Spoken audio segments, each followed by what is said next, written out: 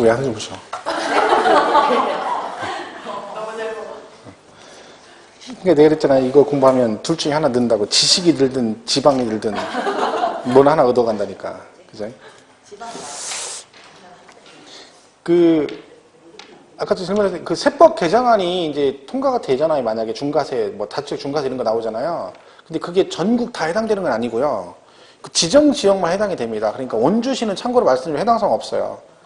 그 대도시 그 투기 과열 지구 이런 데만 해당이 되는 거죠. 그러니까 서울시하고 그다음에 경기도 7개 지역, 부산 7개 지역, 세종시 지금 현재 거기만 해당이 돼요. 그러니까 원주시 같은 경우 뭐 투기과열지구나 투기지역 이런 게 지정이 안 돼 있잖아요. 그죠? 그러면 나중에 다주택 양도세 중과세가 통과되더라도 여기는 해당사항 없어요. 그죠? 그 지역에 해당되는 사람만 해당되는 거죠. 전체가 다 되는 건 아니에요. 근데 집이 하나도 없고 하나밖에 없는데 그런 걱정할 필요는 없는 거죠. 그런 2주택 이상일 때만, 그리고 서울에 집이 있거나 뭐 세종시에 집이 5채 있다 이런 몰라도 그렇지 않으면 신경 쓸 거 없습니다. 그렇죠? 그럼 걱정할 수 있으면 좋은 거죠. 그렇죠? 보통 걱정을 누가 하냐면 자기는 전세 살면서 막 걱정하는 거예요. 전세 살면서 막 큰일 났다는 거예요. 중과세 된다는 거. 그거는 그때 얘기고, 이건 이제 집을 먼저 한 채 산 다음에 얘기해야 되는 거죠.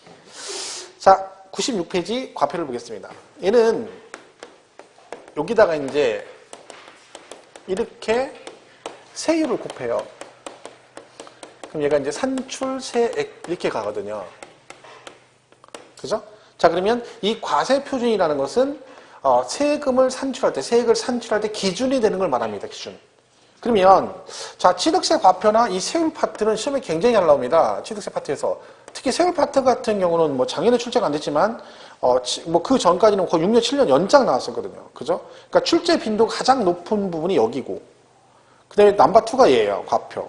그리고 뒤에 하게 되는 뭐 부가징수 이 파트가 되게 중요합니다. 그러니까 지금부터는 과표부터 세율, 부가징수 파트는 되게 중요한 부분들이죠. 어쨌든 그 중에서 시험에 뭔가 하나 나오니까.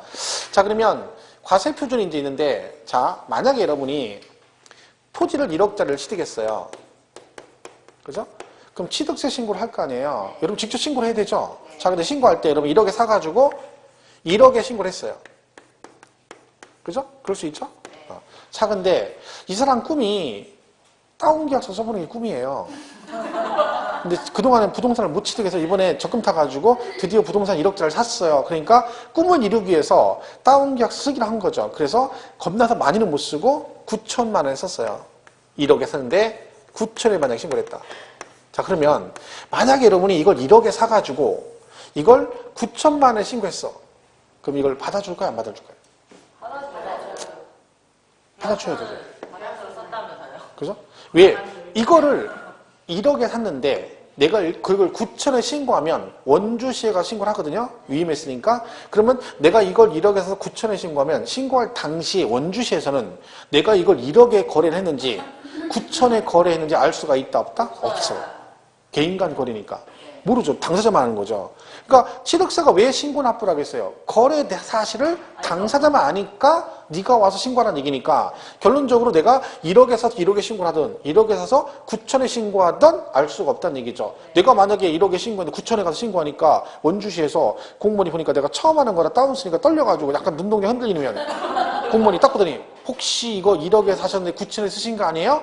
지금이라도 신고하면 이실직고 하세요. 그러면 뭐 내 눈을 바라봐, 내 눈을 바라봐 이래요? 아니거든요. 왜? 냅둔단 말이지. 그냥 신고하면 그대로 받아줍니다. 그죠? 근데 결론은 내가 이걸 나중에 다운 쓴 게 문제가 될 수는 있어요. 근데 그거는 그 이후 문제고 신고 당시는 알 수가 없기 때문에 얼마가 됐든 내가 뭘 하면 신고를 하면 그 금액을 그대로 인정해준다. 해서 얘는 과표가 원칙이 뭐냐면 내가 뭐 한 금액? 신고한 금액이에요. 그래서 신고 가액을 원칙으로 한다라고 돼 있어요.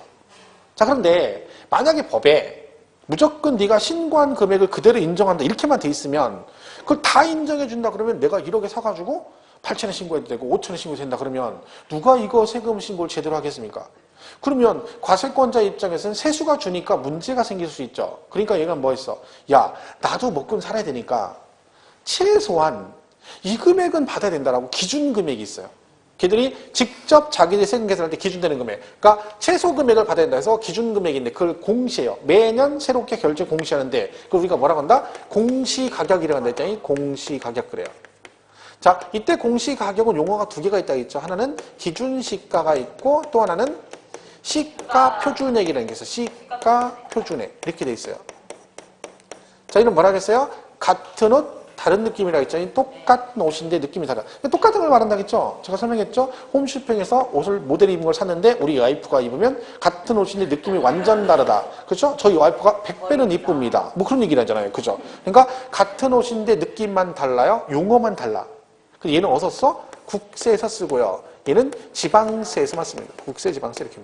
근데 이거는 구분이 확실히 돼야 돼요. 그러니까 법적으로 구분이 확실히 돼 있기 때문에 예를 들면 지방세 파트에서 기준시가라고 나오면 무조건 틀려요. 그러니까 취득세, 등록세, 재산세는 뭐만 나와? 시가표준액 그래야 되고 국세인 종부세, 양도세에서는 기준시가란 말을 써야 되는 거죠. 실질적으로. 그죠? 그러니까 구분되는데 그러면 얘는 지방세니까 얘가 뭐라는 겨? 지방세 할 때 기준 잡아놓은 금액이 뭐다? 시가표준이라는 거죠. 그럼 뭐다? 얘가 신고를 하는데 아무리 신고해도 그 신고한 금액이 무엇보다는 이 기준인 시가표준액보다는 커야 됩니다. 그러니까 만약에 신고한 금액이 얘보다 낮으면 적으면 그때 뭘로 가? 시가표준액을 과세표준화합니다. 옛날에 2007년도 이전에는요. 다운계약서를 막 썼어요. 그때는 국가에서 그냥 묵시적으로 인정해 줬어요. 그러니까 의뢰에 있었죠. 그러면 제일 먼저 다운 쓸 때 뭘 먼저 하냐면 세금 신고해야 되잖아요. 그러면 법무사 사무실 가면 그 여직원이 뭘 계산해줘요. 금액을. 뭘 계산해줘? 이거 계산해줘. 이걸 안 해야 되니까. 그럼 얘가 그래요. 그러면 4천만 원이네요. 이렇게 얘기를 해요. 내가 1억에 매매했어요. 그죠? 4천이네요. 그러면 공시가격인 시가표준이 4천이라는 얘기죠? 그러면 검인계약 쓸 때, 다운 쓸 때 어떻게 해? 이거보다 낮으면 안 되는 거야. 왜? 그럼 이걸로 가니까. 그러니까 어떻게? 뭐 4,500 할까요? 4,300 할까요? 이렇게 하는 거죠. 이거보다 높게 신고하는 거야. 왜? 그 신고 금액이 얘보다 적으면 어차피 이걸로 가니까 얘보다 높아야 되는 거죠. 이게 이제 그거죠. 결론은 신고를 하되 그 금액이 얘보다 적으면 뭘로 간다? 시가표준액을 과세표준한다. 그럼 결론은 여러분이 만약에 세금 신고를 하잖아요. 그럼 항상 누구랑 비교한다는 거야? 이 시가표준액과 비교해서 둘 중에 큰 금액을 과세표준하겠다라고 돼 있는 거죠. 그러면 만약에 법이 또 이렇게만 돼 있다. 그럼 또 억울한 사람이 생길 수 있어요. 왜? 나는요. 정말 얘보다 낮은 금액으로 취득을 했어요. 얘가 시가표준액 1억인데 내가 8천에 취득을 했단 말이죠. 8천만 원에. 근데 취득금액이 8천이니까 시가표준액이 적죠. 그럼 뭘로 내야 돼? 1억으로 세금을 내라. 그럼 또 억울하죠. 이런 사람이 또 있다는 거지. 그래서 뭐가 있다? 그냥 네가 얘보다 적건 말건 항상 네가 실제 취득한 금액을 그대로 가는 경우도 있습니다. 그럼 우리가 뭐라고 하냐면 사실상 취득가액 그래요. 사실상 취득가액 이렇게 돼 있어요. 그 얘는 무슨 얘기야? 말 그대로 내가 실제로 취득한 금액을 그대로 과표로 인정해 주겠다. 그럼 얘는 뭐랑 관계가 없다는 얘기냐면 시가표준액과 관계가 없다. 자, 이 금액이 얘보다 높아도 이 금액으로 가고 낮아도 이 금액으로 가겠다는 뜻입니다. 예를 들면 그러면 이거는 무슨 뜻이겠어요? 이걸로 간다는 얘기는 누가 봐도 이 금액으로 취득했다는 게 객관적으로 인정이 될 때만 우리 아까 유상승계 취득할 때 실제잔금 지급일 5개 있었죠. 국가 등 있잖아요. 걔네들 말하는 거야. 6개, 그 하나 더 있어요. 검증이라고 있는데 그걸 지금 외울 필요 없어요. 1월 달에 할 때 외우는 방법이 있으니까. 그러면 예를 들면 내가 국유지를 1억에 샀다는 거죠. 국유지를, 국가 걸. 얼마에 샀어? 1억에. 그럼 내가 1억에 샀다는 건 국가가 거래 상대방이니까 누가 봐도 확실히 인정이 되는 거죠. 그럼 걔는 그 금액 그대로 가겠다는 얘기입니다. 만약에 여러분 경매를 받았어요. 공시가격 1억이에요. 시가표준액이. 근데 내가 8천의 경매를 받았어요. 낙찰을. 그러면 내가 낙찰받은 금액은 8천만 원이잖아요. 네. 그럼 이거는 내가 이 금액에 샀다는 건 하늘도 알고 땅도 아는 얘기지. 왜? 법원에서 경매받은 거니까. 그러니까 이 금액이 얘보다 적음에도 불구하고 얘는 뭘로 간다? 이 금액 그대로 간다. 실제 취득가액으로 간다. 얘는 그러니까 얘보다 높아도 이 금액으로 가고 낮아도 이 금액으로 가겠다는 거야. 말 그대로 보다 실제 취득금액으로 가겠다는 뜻이죠. 그럼 우리 시험 볼 때 과표를 만약에 물어보잖아요. 그럼 제일 기본으로 물어본 게 뭐냐면 이게 세 개잖아요, 이게. 그죠? 그럼 이 셋의 차이점을 물어봐요. 예를 들면 뭐 어떤 금액이 얘보다 적으면 뭘로 간다 해놓고 맞았니? 틀렸니? 이렇게 물어봐요. 그럼 여러분이 그걸 구분할 때 어떻게 하시면 되냐면 얘만 기억하면 돼요. 얘. 그러니까 여기에 해당되는 애들은 얘랑 관계없이 항상 이 금액으로 가죠. 그럼 반대로 얘기하면 이 6개 해당이 안 되는 애들은 무조건 누구랑 비교를 해야 된다? 그쵸? 얘랑 비교해서 둘 중 큰 금액으로 간다라고 생각하시면 되는 거지. 그렇게 물어봐요. 예를 들면. 그러니까 예를 들면 기본이 신고가액이 시가 표준액보다 적은 경우에는 신고가액을 과표한다. 그러면 안 되고 뭐라고 해야 돼? 시가 표준액을 이렇게 가면 된다는 얘기죠. 그럼 예를 들면 공정증서라는 게 있어요. 여러분. 공정증서. 문제가 이런 식으로 나와요. 공정증서상 입증되는 금액이 이렇게 나왔어요. 입증되는 금액이 이렇게 나와요. 시가 표준액보다 적은 경우에는 이렇게 나와요. 이제는 뭔다? 공정증서상 입증금액으로. 공정증서상 금액을 과세 표준한다. 이렇게 했어. OX? X. X. 그죠? 그러니까 지금 그 얘기를 하는 거야. 자, 이게 뭔지 아세요? 공증받는 거예요. 공증이 뭔지 아세요? 공증은 객관적인 취득이 아니에요.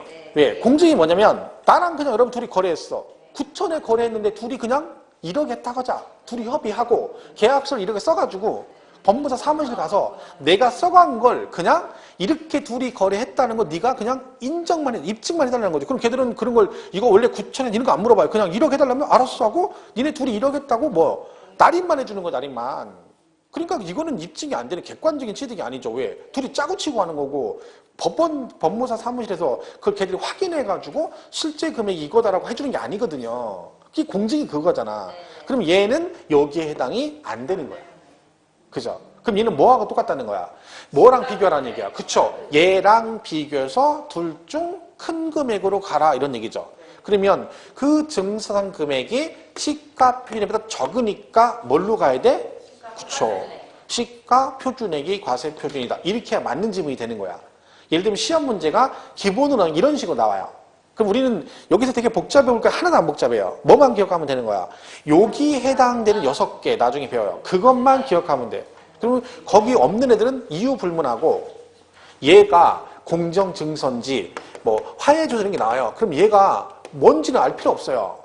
이 내용을 알 필요 없고 중요한 건 얘네들이 여기에 해당이 되느냐 안 되느냐 이것만 알면 되는 거야. 근데 어떤 분들은 막 이걸 굳이 막 얘가 뭔지에 대해서 관심을 가져요. 시험 볼 때는 아무 문제 필요 없는 거죠. 그건 필요가 없어요. 알 필요가 없거든요. 왜? 문제 푼 데 아무 지장 없다는 거지. 쓸데없이 하나 알아봤자 머리만 아픈 거죠. 그러니까 얘가 여기에 해당 안 되는 사실만 알면 되는 거야. 그럼 없으면 무조건 얘랑 비교해서 둘 중 큰 금액 이렇게 가면 되는 거야. 그게 이제 과표 물어볼 때 가장 기본적으로 물어보는 내용이고요. 물론 이제 과표가 이것만 있는 건 아니에요. 여기 추가적으로 많아. 이제 막 여러 가지 있어요. 뭐 간주 취득도 있고, 그 다음에 취득까지 추가로 포함되는 거 여러 가지 항목이 있는데, 일단 여기서 우리가 기억할 건 뭐다? 과표는 원칙은 신고가액인데 예외로 시가표준액과 특례로 이 두 개가 있는데 그 차이점에 대해서만 잘 기억하시면 된다. 정리하면 어떻게 한다고요? 이 국수공판장 검증 6개를 뺀 나머지는 다 누구랑 비교해라? 시가표준액과 비교해서 둘 중 큰 금액. 시험에 이렇게 나온 적도 있습니다. 취득세 과세표준은 신고가액과 시가표준액을 비교해서 둘 중 큰 금액을 원칙적으로 둘 중 큰 금액을 과세표준을 한다. 맞죠? 원칙이 맞잖아. 원칙이 얘랑 두 개 비교해서 그렇게 큰 걸로 가잖아요. 왜? 이게 원칙인데 항상 얘랑 비교해 둘 중에 큰 걸로 간다 했잖아. 그게 원칙이다. 그래서 둘 중 비교해서 큰 금액을 과세표준하고 원칙으로 한다. 그게 맞는 지문이죠. 왜? 그게 원칙이니까. 얘는 또 예외 규정이니까. 그죠? 그 과정만 일단 알면 돼, 나중에. 그리고 여기다 살 붙여서 쭉 가는 거죠. 물론 내용은 더 많이 있겠죠. 그죠? 이렇게 보면 돼요. 나중에 여기서 뭐, 연부취득은 과표가 뭐니? 그럼 아까 그 20억 있잖아요. 걔가 과표거든. 그걸 우리가 뭐라고 한다 했어? 연부금액 그랬죠? 그럼 걔가 나오는 거예요, 이제. 연부취득은 연부금액을 과세표준한다. 막 그러면서 쭉 나오는 거예요. 그죠? 기본은 이거다. 세 가지가 있다. 이렇게 보시면 되죠. 그래서 이게 과세표준입니다. 그래서 우리 교재는 96페이지에 6절에 과세표준이라고 되어 있죠. 거기 보시면 취득세는 취득가액을 과세표준의 세액을 산출한다. 이 경우 일반적인 취득의 경우는 취득 당시 가액을 원칙으로 하며 예외로 시가표준액을 적용하고 입증된 취득의 경우는 뭘로 간다? 사실상 취득가액을 적용한다. 해서 1번 원칙이 뭐다? 취득 당시 신고가액이 원칙입니다. 그죠? 취득세 과표는 취득 당시 신고가액을 원칙으로 한다. 이렇게 돼 있죠. 뭐 다만 연부로 취득하면 뭐 연부금액 이랬고요. 예외로 시가 표준액이 있고, 그죠? 그 다음에 넘어가면 98페이지에 특례로 사실상 취득가액 그래서 6개가 나와 있어요. 그 1번부터 5번까지는 앞에 나왔던 거고요. 뒷장에 너무 하나 더, 어디 갔어? 뒷장에 어디다? 아, 저 6번을 출제 안 해, 복사 안 했네요. 그죠? 하나 더 있는데 지금 어차피 그거 다 볼 거 아니니까. 지금 외울 거 아니니까 일단 그 6개가 있는데 그거 빼고 나머지는 얘랑 비교한다. 그죠? 그 얘기만 기억하시면 됩니다. 자, 보시면 되고. 그래, 뭐, 토지 일괄취득 이거는 뭐 지금 볼 필요 없습니다. 자, 보시면 되고. 그 다음에 이제 거기 뒤에 7절에 뭐가 나와요? 세율이 나와요. 세율. 그죠? 한번 보겠습니다. 자, 시험에 얘가 이제 그 시험에 제일 많이 출제가 된다고 했잖아요. 그죠? 작년에 출제가 안 됐지만 여러분 시험 볼 땐 또 나올 확률이 제일 높죠. 그러니까 이 부분은 기억을 하셔야 돼요. 근데 사실은 얘가 세율이 세 가지가 있어요. 하나는 이런 게 있어요. 표준 세율이 있고, 그다음에 중과세율이 있어요. 중과세율이 있고, 그다음에 특례세율 이렇게 세 가지가 있어요. 이렇게 세 가지가 있는데 시험은 여기서 제일 많이 나와요. 여기 제일 많이 나왔어요. 그죠? 그리고 중과세는 한 번 나왔어요. 지금까지 개정되고 한 번 나왔고, 여기가 최근에 2번 나왔고 이렇게 돼 있죠. 그러니까 제일 기본은 얘예요. 자, 근데 일단 우리가 뭘 기억하셔야 되냐면 세율 파트는 전에 잠깐 설명했지만 지금 현재 우리가 배우는 취득세가 개정이 된 거죠. 2011년 1월 1일에 개정됐어요. 그러니까 2010년도 12월 31일까지 하고 이때하고 내용이 다르다는 얘기죠. 자, 하나 물어볼게요. 만약에 여러분 아파트를 취득했어요? 그럼 본인 아파트 등기를 해야 되죠? 자, 이때 세금을 뭘 낼까요? 자, 1번 취득세, 2번 등록세, 3번 취등록세. 1번. 1번 취득세, 2번 등록세, 3번 취등록세. 1번 취득세. 답은 1번이에요, 1번. 취득세. 등록세 아니고, 취등록세 아니고, 원래 취득세를 내요. 근데 2010년도까지는 내가 등기할 때 세금 뭐 내니 그러면 등록세를 내요. 등기할 때 등록세를 냈어요. 등기할 때 등록세만 내는 거야. 취득세는 따로 내고. 그죠? 자, 그럼 개정됐는데, 자, 이거는 이제 개념을 잘 이해하셔야 되는 게, 그래야지 얘하고 얘를 다 이해할 수 있어요, 내용상으로. 자, 일단, 내가 1억 원짜리 부동산을 취득을 하면, 2010년도까지는 세금을 어떻게 냈다고요? 취득세 따로 내고, 이렇게 냈다는 거죠. 이렇게. 그래서 세금 이렇게 냈어요. 1억에 취득세는 2%. 그러면 200만 원. 이렇게 내고. 그죠? 그리고 여기에 등록세 1억에 얘도 2%, 얘도 200 이렇게 냈어요. 200만 원. 물론 여기에 이제 뭣도 내요? 부가세도 냈겠죠. 부가세 내가지고 예를 들면 농특세, 여긴 농특세 10% 이렇게 내고 여기는 지방교육세 20% 이렇게 냈어요. 그죠? 그러면 얘가 200에다가 요 농특세가 이거에 10%니까 20만 원 내고, 그죠? 요거에서 40만 원 냈다는 거죠. 그래서 어떻게 되냐면 일단 1억에 취득하면 취득세를 200 내고 요거 부가세 빼서 220만 원 내고 등기할 때 요거 200에 40, 240을 냈어요. 그럼 이때 당시는요. 만약에 내가 등기를 하고 싶어요. 그러면 세금을 이렇게 냈을 때 그럼 요거 220에 240은 얼마 나와요? 460이잖아요. 그럼 이때 이 460을 다 내야지 등기를 하느냐? 그렇지는 않고요. 일단 내가 등기를 하고자 한다면 이때 당시 뭐만 내면 돼? 등록세만 내면 돼요. 이를 안 내도 왜 지금 따로니까 등기할 때 내는 건 얘거든요. 그러니까 내가 돈이 없으면 일단 내 앞으로 등기는 해야 되니까 취득세는 안 내고 등록세만 내도 등기를 해줬었거든요. 근데 법이 개정이 된 거예요. 어떻게? 야, 어차피 니네 부동산 사면 어차피 취득세 내긴 내야 되거든요. 안 내면 500이니까. 그리고 어차피 등기를 해야 되니까 이걸 따로 내지 말고 한꺼번에 내라. 이렇게 바뀐 거예요. 그래서 얘가 이렇게 통폐합이 된 거죠. 이렇게 들어간 거예요. 그러니까 합해진 거죠. 뭘로? 취득세를 합해졌어요. 그러니까 지금은 뭐래요? 우리가 등기할 때 뭐 내냐 그러면 어디 가서 취등록세 낸다거나 등록세 낸다고 안 되는 거야. 취득세를 낸다고 해야 돼요. 근데 내가 만약에 취득세 낸다 그러면 이걸 안 배우신 분들이 우겨요. 무식하겠네. 무슨 취득세를 내냐. 취등록세를 내야 되는 거지. 이렇게 우기죠. 안 배운 사람들은 왜? 옛날엔 취등세를 냈거든요. 이게 따로따로. 그죠? 근데 지금은 아니에요. 얘를 내야 되는 거예요. 왜? 통폐합이 됐어. 자, 그런데 그러면 취득세를 내가 우겨요? 근데 이제 뭐라 그래요? 어떤 사람이 전세를 들어가요. 그죠? 전세권 등기하죠.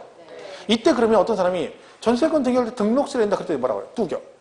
무식하게는 취득세 낸다니까. 이러면 안 돼요. 되죠. 왜? 전세권 등기는 등록세를 내요. 그럼 뭐냐?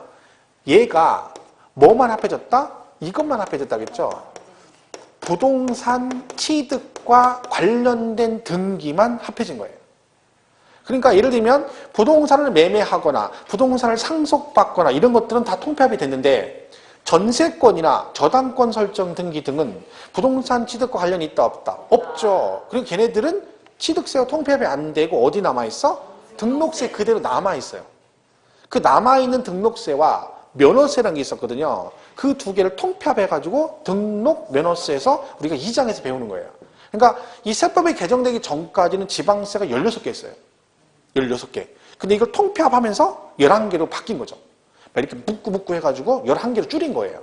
그러니까 결론은 현재는 이 두 개 합해서 뭘 낸다? 취득세. 그럼 세금은 어떻게 계산한다는 거예요? 1억에 여기다가 합해서 4% 이렇게 한다는 얘기지. 그래서 400 이렇게 하는 거예요. 그래서 이렇게 400원. 그럼 여기서 중요한 내용은 뭐다? 개정되기 전과 개정 후 세율은 같다. 이게 중요한 거예요. 그러니까 따로따로 내던 걸 그냥 한꺼번에 내는 것 뿐이에요. 그러니까 이게 머릿속에 박혀 있어야 돼요. 개정 전 후 세율이 같다. 그러니까 우리가 부가세 부분에서 얘가 부가세가 두 개인 거예요. 농특세도 내고 지방교육세 내는 이유가 뭐냐면 얘가 원래 취득세 붙은 거죠. 그죠? 그런데 등록세가 이렇게 통폐합이 됐어요. 근데 얘가 원래 뭐가 붙어? 지방교육세가 부가세에 붙었죠, 등록세에. 얘가 따라와야 되는 거야. 왜? 얘가 안 따라오면 40만 원이 펴요. 금액이 똑같아야 되잖아. 그러니까 등록세에 붙던 뭐가? 지방교육세도 따라온 거죠. 그래서 부가세가 두 개인 거예요. 얘는 원래 취득세에 붙은 거고 요거는 원래 등록세에 붙던 거죠. 그래서 이렇게 된 거예요, 이 내용이. 그러면 우리가 개정되기 전에 취득세 세율이 하나밖에 없었어요. 몇 프로? 2%. 얘는 하나, 오로지 하나예요, 세율이 하나. 그러니까 예를 들면 뭐 매매를 하건 상속을 받건 증여를 받건 원시 취득을 하건 무조건 취득세 2%를 냈어요. 근데 등록세는 등기 종류에 따라 세율이 다 틀렸어요. 그러니까 매매냐 상속이냐 농지냐 다 틀렸다는 거죠. 그래서 이게 두 개가 통폐합이 된 거죠. 그 현재 우리가 배우는 이 표준세율 있죠, 요게 과거에 뭐하고 뭐가 합해진 거다? 취득세하고 등록세가 합해진 거예요. 그죠? 그래서 세율이 나와요. 요걸 우리 시험에서 낸 거죠. 시험에 자주 나오는 거죠. 자, 이게 뭐냐? 지금 여러분 외울 건 아니지만, 자, 매매 등 일반적인 유상거래세율은 4%예요. 1000분의 40 그러죠. 근데 농지를 매매로 하면 얼마? 1000분의 30, 3%를 해요. 그러니까 농지가 저율로 가는 거죠. 그죠? 그리고 상속 받으시면 2.8%를 냈어요. 근데 농지를 상속 받으시면 2.3%를 내요. 농지가 저율이고요. 그다음에 증여받으면 3.5%를 내요. 근데 비영리 사업자가 증여를 받으면 2.8%를 내요. 그죠? 그리고 원시취득이라고 그러죠? 그러니까 신축, 건축물 신축 같은 걸 하게 되면 보존 등기해야 되죠? 그럼 이때 얼마? 2.8% 이렇게 돼 있어요. 그리고 각종 분할이죠. 공유물, 총유물, 합유물 분할 등을 하게 되면 2.3% 이렇게 돼 있어요. 요게 우리가 말하는 표준세율이에요. 취득세 표준세율. 그죠? 이렇게 가는 거죠. 그러니까 여러분이 매매로 부동산을 취득했다? 그럼 얼마? 4% 내고 농지를 매매로 사면 3%를 냅니다. 이렇게 되는 거죠. 물론 여기 예외는 있어요. 주택은 예외예요. 주택은. 주택을 매매했을 때는 4%를 안 갑니다. 왜? 우리가 세법이요. 가능하면 세금을 많이 내고 많이 부과하고 빨리 걷는다겠죠. 거기에 예외가 주택이에요. 그러니까 그다음에 쉽게 하면 은행에 가면 우대금리라는 게 있죠. 그것처럼 이 세법에서 우대 받는 게 주택이에요. 그러니까 주택은 혜택을 많이 줘요. 왜? 주택은 누구랑? 서민 생활과 밀접한 관계가 있기 때문에 거기에 부담을 줘버리면 서민한테 경제적 부담이 되기 때문에 최대한 혜택을 많이 줘요. 그래서 주택 같은 경우 매매 등으로 사게 되면 세율이 어떻게 되냐면 취득세가 6억 이하짜리는 1%, 6억 초과 9억 이하짜리는 2%, 9억 초과 3%예요. 그러니까 여러분이 만약에 원주에서 내가 집을 샀는데 매매를 샀다. 이거는 상속 증여는 아니에요. 뭘로 샀을 때만 유상승계만 해당되는 거예요. 그러면 매매로 만약에 분양을 받거나 매매로 사게 되면 6억 이하짜리는 취득세를 4%안 내고 1%만 내는 거예요. 1%. 6억 초과 9억이면 2%, 9억 초과 3%죠. 그러니까 원주에 뭐 아파트가 비싼 것도 있겠지만 일반적으로는 뭐 보통 일반 시군 도시에서는 6억 이하가 거의 대부분이죠. 그럼 세금 1%만 내면 된다는 거지. 물론 부가세 포함하니까 얘가 이제 농특 뭐 85 이하도 초과에 따라서 틀려요. 그러니까 85 전용면제 85 초과되면 농특세를 내고 85 이하짜리는 농어촌 특별세를 안 내거든요. 부가세를. 그러니까 만약에 예를 들면 6억 이하인데 85 이하짜리 그럼 1.1% 낸 거고 85 초과하면 1.3%를 내요. 뭐 그런 식으로 돼 있어요. 어쨌든 1%, 2%, 3% 가는 거지. 언제만 주택의 경우만 예외가 있어요. 그죠? 그건 다른 이유는 없어요. 부동산 경기가 너무 안 좋으니까 정부에서 부동산 경기를 활성화시키겠다 그런 거죠. 그럼 여러분 부동산 거래가 활성화되려면 주택을 거래를 많이 해야 되는 거지 뭐 토지 거래를 많이 하고 그런 건 아니잖아요. 그리고 주택을 상속이나 증여를 많이 해가지고 거래가 많이 되는 건 아니죠. 매매를 많이 해야 되는 거예요. 그죠? 그래서 매매일 때 해당이 됩니다. 그래서 양도세도 우리가 주택은 세율이 틀려요. 왜? 사는 사람만 혜택을 주면 파는 애가 안 팔아버리면 매매가 안 되잖아요. 그러니까 법을 같이 개정해서 아시겠지만 양도세 같은 경우는 어떻게 되세요? 원래 주택은 1년 미만 보유하면 40%, 원래 50%인데 40%고 1년만 넘어가면 그냥 무조건 누진으로 가요. 6에서 40%. 원래 다른 애들은 1년 미만 50%, 1년 이상 2년 미만 40%, 2년 이상이 누진인데 주택은 1년 미만 40, 1년 이상이면 그냥 바로 뭐? 누진세율. 그러니까 거래를 많이 해라 이런 뜻이죠. 어쨌든 얘가 지금 그러면 과거 취등록세가 합해진 거죠. 자 그럼 얘가 왜 4%겠어요? 취득세 2% 내고 등록세 2% 냈었다는 얘기지. 그죠? 얘는요. 취득세 2%, 등록세 1% 냈다는 얘기고 상속받았을 때는 취득세 2% 내고 등기할 때 등록세 0.8% 냈다는 얘기지. 그죠? 그러니까 요게 과거 취득세하고 등록세 합한 거니까 취득세가 무조건 2%니까 여기서 2%를 빼면 얘가 뭐가 되는 거예요? 과거의 등록세 세율이 되는 겁니다. 그래서 두 개 합해서 똑같이 된 거죠. 이 부분이 처음에 출제가 됐죠. 올해는 안 나왔는데 작년까지 계속 나왔어요. 작년에 시험에 이게 나왔어요. 공유물 분할. 쉬운 거죠.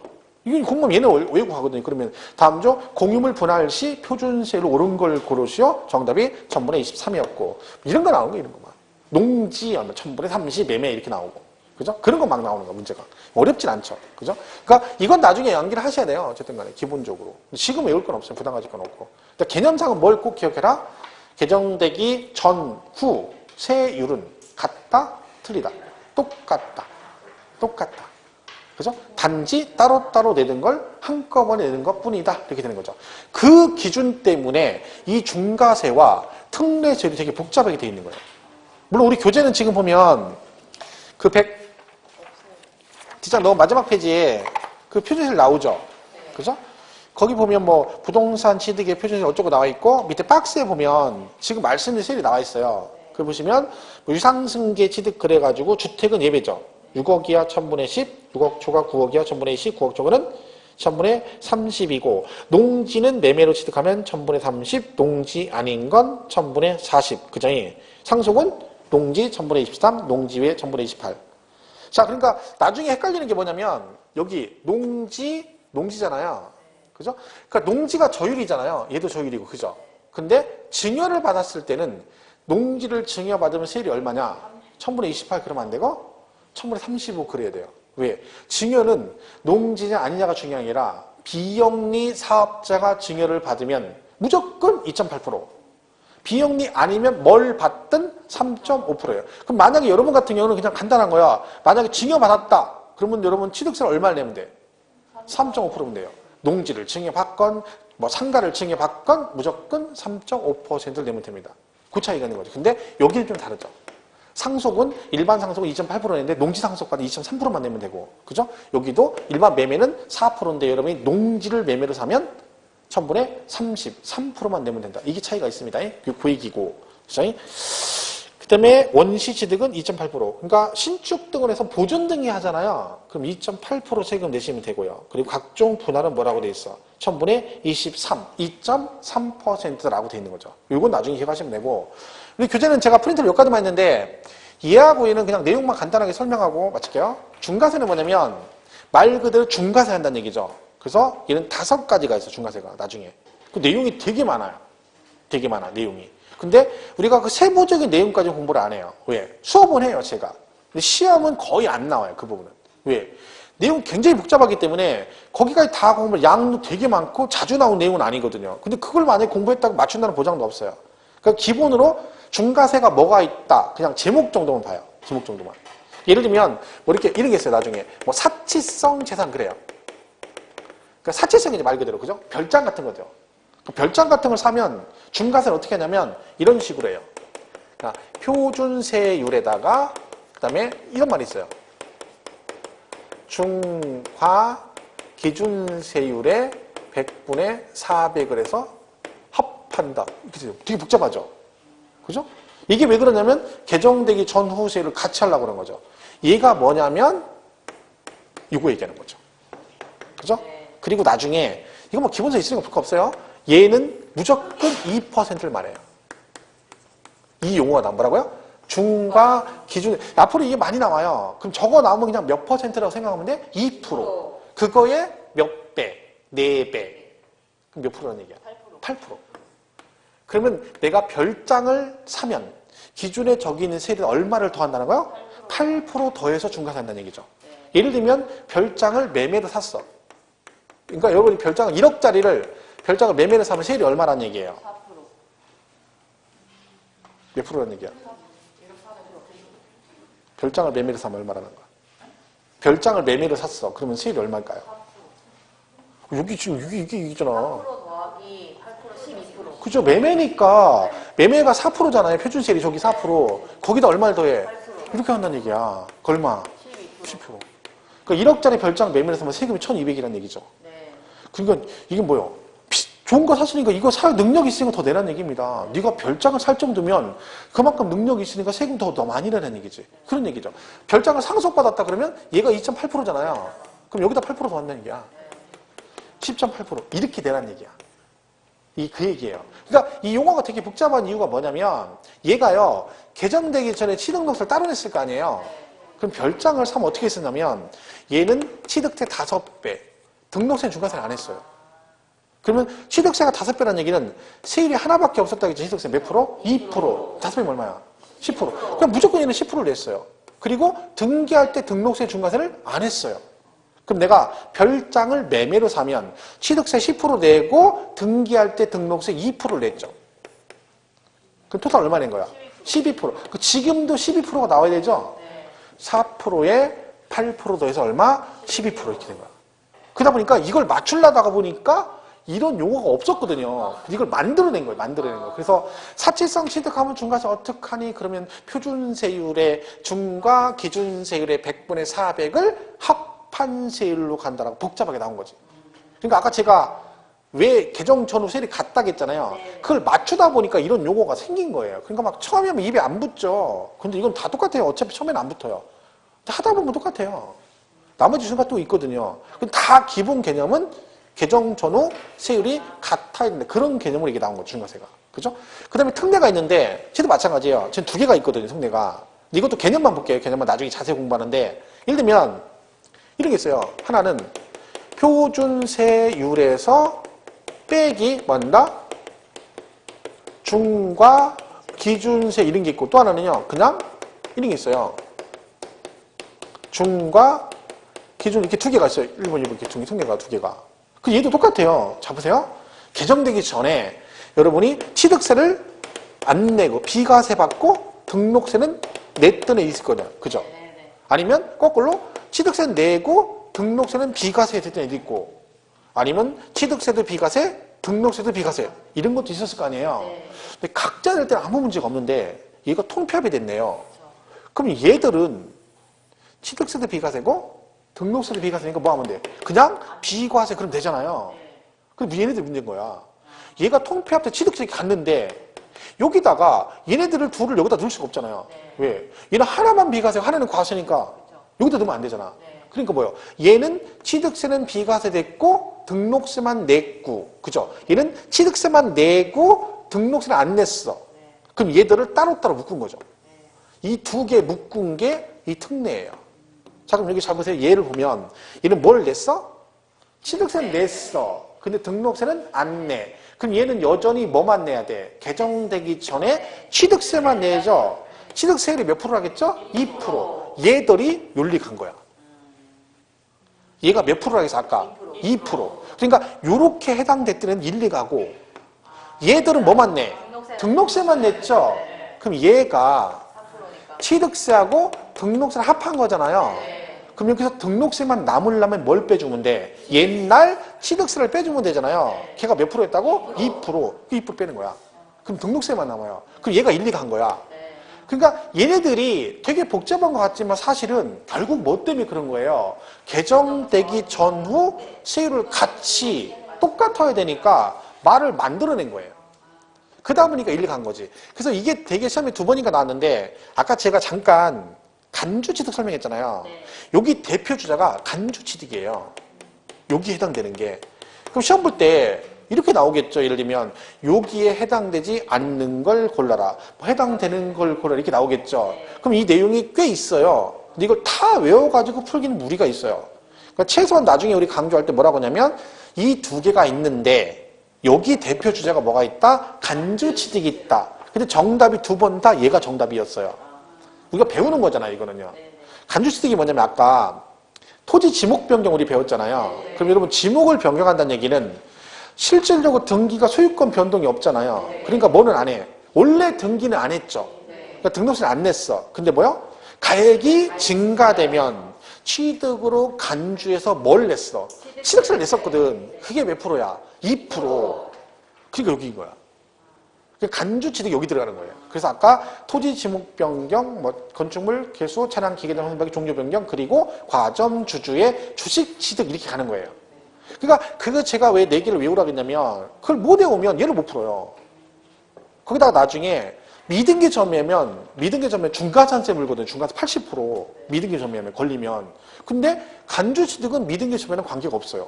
왜? 미등기 점유는 등기가 있어야 되는, 얘는 등기를 안 하잖아. 원래 소유권 변동 없으니까. 그럼 얘는 미등기랑 관계가 없어요. 그래서 얘가 나오는 거야, 문제에서.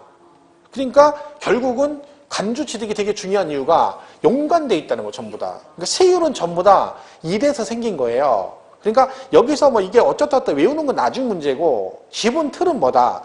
개정 전후 세율이 같아야 되는데 그걸 맞추다 보니까 이런 식의 얘기가 나오고 얘도 이렇게 나올 수밖에 없는 얘기가 된 거죠. 그죠? 그걸 우리가 이해를 하는 거야. 그러면 얘는 하다 보면 돼요. 이제 입에 붙으면.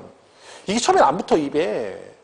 이게 붙을 리가 없죠. 이게 처음 들어가지고 붙을 리가 없죠. 제가 처음 이거 개정되고 강의할 때 집에서는 저도 공부를 겁나게 했을 거 아니에요. 새로 된 거니까. 바뀌었으니까. 막 강의하는데 안 붙어, 입에. 여기서는 나오는데 뭐 입으로는 엉뚱한 소리가 막 나오는 거예요. 그게 다 그래요, 다. 여러분 오죽하겠어요. 어떤 과목이든 다 마찬가지야. 다 생판 처음 보는 거고 알지도 못하는 얘기를 하는데 그게 입에 붙으려면 한참 걸리죠. 많이 해야 된다 그랬잖아. 많이. 수도 없이 막 10번 20번 계속 해야 됩니다. 하다 보면 어느 순간에 아무것도 아닌 게 되는 거야, 이게. 처음부터 욕심부려가 듣자마자 다 이건 아닌 거죠. 그죠? 하나만 설명하겠습니다. 아까 이 간주취득에 제가 깜빡이 안 했는데 이 과점주주란 말 있잖아요. 이게 나중에 많이 나오거든요, 시험에요. 이게 뭔지만 뜻만 설명을 마치겠어요. 과점주주가 뭐냐면 비상장 법인의 주식을 50% 초과해서 가지고 있는 과점주주라고 해요. 전체 발행 주식의 몇 프로? 50% 초과했을 때. 그러면 얘가 왜 관주취득이냐면 이 과점주주가 뭘 샀대요? 주식을 취득했다 그랬거든요. 여러분 주식을 사면 취득세를 내느냐? 혹시 주식 하시는 분 있나 모르겠는데 주식은 취득세를 안 냅니다. 왜? 취득세 과세 대상이 아니에요. 그리고 얘는 실질적 취득은 될 수가 없어요. 왜? 대상이 아니니까. 그리고 왜 간주취득이냐면 자, A라는 법인이 있어요. 이 법인이 부동산 10억 원어치를 취득했어요. 그러면 이걸 실제로 취득한 건 A 법인이죠. 근데 갑이 이 법인의 주식을 취득해서 얘가 주주가 됐어요. 그 지분 60%가 된 거야. 그러면 갑은 무슨 주주예요? 과점주주가 된 거죠. 50% 초과니까. 그러면 원래는 A 법인이 부동산을 실제 취득했고 갑은 그 법인의 주식을 샀을 뿐이죠. 그런데 얘가 과점주주가 되면 어떻게 한다? 네가 주식을 샀지만 과점주주가 되었으니 요 지분만큼 네가 이거를 실제로 취득은 안 했지만 뭔다? 취득한 거로 뭐해서 간주해서 갑 너한테도 뭐 하겠다? 취득세 부과를 하겠다. 그러니까 갑 입장에서는 실질적 취득은 될 수가 없죠. 왜? 실제 취득은 아니지만. 그러니까 얘는 간주 취득인 거예요. 얘한테 과세를 하겠다는 거지. 그럼 요대로 가면 10억 취득한 거 세금은 어떻게 낸다는 거예요? 갑한테 10억의 60%인 6억에 대해서 취득세 부과하고 나머지 4억은 A 법인한테 부과를 하겠다는 뜻입니다. 물론 과점주주 얘기는 뭐 여기서 여러 가지 얘기가 있어요. 나중에 되게 중요하기 때문에 배우거든요. 근데 여기서는 그냥 개념상으로 볼 때 얘가 왜 간주 취득인지 개념 감만 잡으면 되는 거죠. 당연히 간주 취득이 될 수밖에 없어요. 얘가 실질적 취득 아니니까. 주식을 샀는데 과점주주가 되면 이때는 이제 법에 이 경우는 최초 과점주주가 60% 책임입니다. 그런 규정이 있거든요. 뭐 상황에 따라 틀리긴 하지만 그러면 이거의 60%만큼 취득으로 간주해서 60% 과세하고 나머지 40%는 얘한테 과세한다. 그런 얘기죠. 어쨌든 결론적으로 간주 취득은 되게 중요한 부분이고 세율은 뭘 기억해라? 이것만 기억하면 돼. 일단 개정 전후 세율은 같다? 틀리다? 같다. 그것만 기억하시면 되는 거예요. 그죠? 그걸 나중에 이제 보시면 됩니다. 그러니까 이번 달 다음 달은 그냥 그러니까 이거를 뭐 외우고 이런 게 아니에요. 그냥 얘가 왜 그런구나 그냥 개념상만 이해하시면 되는 거야. 그리고 1월 달 가면 이제 이거 하나씩 해요. 일단 내용 구체적으로 어떻게 되고 그죠? 근데 그때 보면 되는 거니까 지금은 그냥 적응 훈련 한다라고 생각하시고 절대 부담 갖지 말라는 얘기죠. 그냥 편안하게 들으시면 돼요. 대신 시간 남으면 무조건 이번 달 다음 달은 1차는 해야 돼요. 그러니까 왜냐면 일찍 왔는데 공부를 안 해버리고 수업만 듣잖아요. 그러면 1월 달에 오는 사람하고 여러분 별 차이가 없어요. 그럼 일찍은 의미가 없는 거야. 그러니까 오후에 무리 안 하더라도 시간 되는 대로 1차 과목 동영상을 계속 들으세요. 근데 동강 들으면 욕심 부리면 안 돼요. 그걸 듣고 막 이해를 꼭 하려고 막 책 보고 하지 말고 그냥 가볍게 들으세요. 그냥 무슨 얘기인지 몰라도 계속 들어요. 그냥 mp3 안 되나요? 뭐 이렇게 되죠. 핸드폰도 되죠. 그냥 들으면 돼요. 그 이해하려고 계속 들어요. 그러면 막 2번, 3번 듣다 보면 어느 순간에 그게 귀에 들리기 시작해요. 그게 되게 중요해요. 그게 공부가. 그게 먼저 돼야 그 다음부터 공부가 되거든요. 근데 1차 과목은 미리 안 해놓으면 나중에 걔 때문에 뒤에가 2차를 못 해요. 왜? 일단 1차가 돼야 2차도 보는데 그런 분이 있거든요. 2차는 붙었는데 1차로 떨어진 거예요. 그럼 다 떨어진 거잖아요. 그럼 1차가 돼야 돼, 기본이. 그러니까 지금 해놓아야 돼, 지금. 그러니까 지금은 2차 부담이 없잖아요.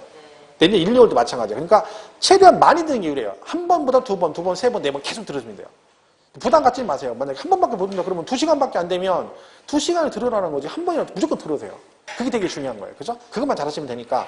자, 그렇게 해서 이번 다음 달 지나고 1월부터 가셔도 충분하니까 그렇게 하시면 됩니다. 그럼 진도 여기까지만 하겠습니다. 그리고 다음 주부터는 이제 기본서로 할 거니까 이거 필요 없는 거니까 갖고 오지 마시고. 내 문제가 답이 될 수가 있어야 되는데. 문제집을 안 했네.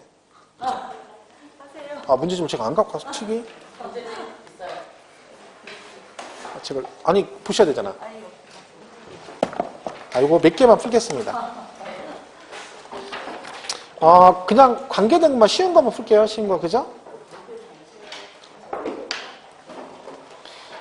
거기 162페이지 나오죠? 그죠? 162페이지 보면 그 취득세라고 돼 있죠? 네. 찾으셨나요? 네. 그죠? 그걸 한번 보겠습니다.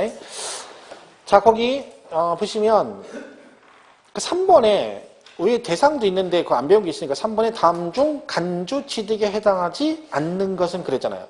근데 이거 되게 중요하다 그랬죠? 간주 취득 아닌 거 선박 건조. 선박 건조는 뭐예요? 원시 취득이에요. 선박을 새로 만들었다는 얘기잖아. 건조했다는 얘기죠. 그런 이름보다 원시 취득이고 나머지 4개가 뭐예요? 간주 취득이에요. 토지 지목 변경으로 가액 증가, 건축물 개수, 주식 취득으로 과점 주주가 되고 5번은 차량 등의 종류 변경으로 뭐가 됐다? 가액이 증가됐다. 그러면 1번은 무슨 취득이다? 원시 취득이 되는 거죠. 원시 취득이다. 이렇게 보시면 되고 그 다음에 거기 4번도 보시면 다는 안 배웠는데요. 이게 기출문제거든요. 취득세가 과세될 수 있는 것으로만 묶인 것은 기억, 부유 토지 지목이 전에서 대지로 변경되어 가액 증가됐대. 이게 뭐예요? 간주 취득이고 니은은 임시건축물인데 얘는 비과세거든요. 얘는 비과세인데 우리가 안 배웠죠 아직. 임시건축물은 비과세고 디귿은 토지를 사실상 취득했지만 등기를 하지 않았대. 아까 우리 뭐라 그랬어요? 세법은 등기율은 관계없어요. 사실상 취득한 뭐야? 무조건 취득으로 봐서 과세를 하죠. 리을은요? 매립간척 뭐예요? 원시 취득이죠. 그러니까 취득세가 과세될 수 있는 것으로 묶인 것은 니은 빼고 나머지 3개죠. 기역, 디귿, 리을. 정답 몇 번이에요? 3번이에요.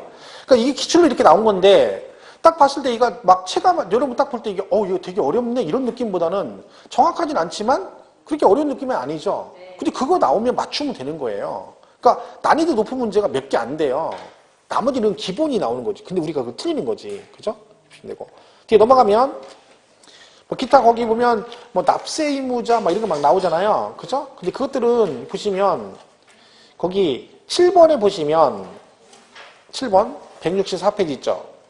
다음 지방세법상 취득세에 있어서 그 사실상 잔금 지급일을 취득시기로 보는 경우로 틀린 것은 근데 거기 보면 객관적 입증이 1번이 답이에요. 왜? 화해조서는 아니거든요. 이런 객관적 입증이 안 돼. 화해조서가 뭐예요? 그냥 자기들끼리 소송 걸었는데 판사가 금방 거야. 재판 전에 그냥 둘이 화해라 해서 조정을 했는데 둘이 받아주는 거야. 이건 그는 뭐야? 개인 간 거래하고 똑같은 거죠. 이는 해당이 안 되죠. 이것도 기출로 나왔던 거죠. 되게 쉽죠? 1번이 답이에요. 그죠? 별거 없어요. 그냥 그런 식으로 보시면 돼요. 자, 넘어가서 뭐가 이해가 안 가? 이해가 안 가면 얘기를 해줘. 그죠? 자, 뒤에 넘어가 세율 한번 보겠습니다. 세율. 자, 과표는 이게 지금 내용이 우리가 안 배운 내용이 섞여 있기 때문에 그냥 놔두시고요. 그 17번에 보면 다음 중 부동산 취득세 세율이 가장 낮은 것으로 옳은 것 그랬죠. 자, 1번은 농지인데 매매니까 매매는 원래 1000분의 40인데 농지는 얼마야? 1000분의 30이고요. 상속은 1000분의 28인데 농지를 상속받으면 1000분의 23이에요. 그죠? 그 다음에 증여는 무조건 뭐라겠어? 비영리 사업자 아니면 1000분의 35죠. 그죠? 신축은 원시 취득이니까 1000분의 28. 매매인데 일반 건물 농지 아니니까 이는 얼마야? 1000분의 40이죠. 그럼 거기서 세율이 가장 낮은 뭐예요? 어떤 거예요? 상속 원인 농지 1000분의 23이죠. 시험은 뭐 이런 식이에요. 그러니까 기본 표준세율만 외우면 이것만 알면 그냥 풀 수 있는 문제죠. 이런 형태 문제가 4번이나 나왔다니까요. 그죠? 계속 나오는 거니까 여러분 운이 좋으면 내년 시험에도 얘가 나올 수도 있어요. 세율 파트는 되게 중요한 부분이기 때문에. 그죠? 근데 주로 시험은 여기서 많이 나오고 아까 말씀드린 대로 중간에 3번 나왔고요. 개정된 이후로 특례세율 2번 나왔어요. 그러니까 어쨌든 표준세는 기본인 거죠. 기본. 그죠? 이런 식으로 나오면 충분히 맞출 수 있습니다. 이렇게 보시면 돼요. 나머지 뭐 세율이나 기타 등등 있는 것들은 나중에 보시면 돼요. 저 사이에 배우면. 지금 말고 1월달에 기본서 강의 들어가고 듣잖아요. 그럼 훨씬 문제가 쉬워요. 3, 4월 강의 들으면 얘는 아무것도 안 해요. 공부되면. 지금은 뭘 해도 좀 어렵다 느낄 수 있죠. 근데 여기 있는 내용들이 그렇게 어려운 내용들이 아니에요. 나중에 보면 되게 쉬운 거예요. 그러니까 보면 어떤 생각이냐면 이 정도면 내가 그냥 충분히 10개 맞겠네 이런 느낌이거든요. 근데 가서 실수를 하니까 그런 거야. 실수하니까. 안 했는데 실수를 해요. 그래서 10개를 못 맞는 거야. 그죠? 충분히 가능한 거죠. 부담 가질 필요 없어. 세법은 하여튼 출석만 잘하면 일단 기본 10개를 맞아. 개근만 하면 1년 개근만 하면 10개는 맞을 수 있어. 개근만 하면. 빠지면 안 되고. 그죠? 이렇게 하시면 되고. 날씨 추워지니까 건강히 잘 하시고 다음 주에 뵙겠습니다. 고맙습니다.